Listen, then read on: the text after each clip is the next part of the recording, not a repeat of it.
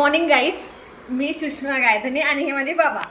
आज सकाळी सकाळी एक इंटरेस्टिंग गोष्ट घडली. तर मला असं वाटलं की तुम्हाला सांगितलं पाहिजे.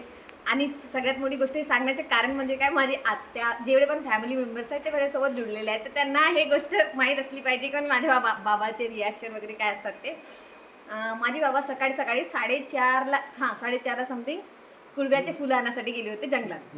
आता कुडव्याचे फुलं म्हणजे काय होते हे तुम्हाला एक्सप्लेन करून दाखवते.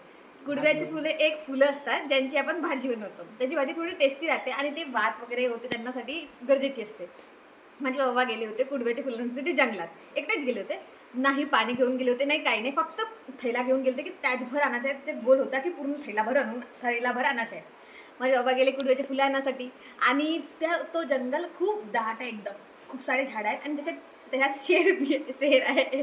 खूप सारे जंगली जानवर आहेत. तर मी विचारलं बाबाला की शेर आला असता तर मग तुम्ही काय केलं असतं. तर बाबाचा आन्सर बघा. माझ्या बाबांनी काय केलं असतं.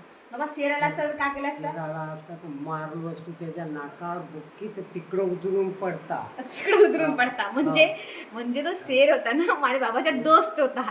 त्याला एक नाकावर बुक्की मारते तर तो पडून जाता. आणि बाबाची गोष्ट ऐकता. आणि दुसरी गोष्ट, हे तर पहिली गोष्ट झाली. मग त्यानंतर चकवा म्हणजे इन द सेन्स असं असते की आपण त्याच जागेवरून 10 वेळेस जातो जेव्हापर्यंत कोणी आपल्याला नेत नाही. तर चकवा लागला असता तर काय केलं असतं. चकवा लागला असता तर चकवा फिरतो म्हणजे चकवा बंद होता. चकवा बंद होता.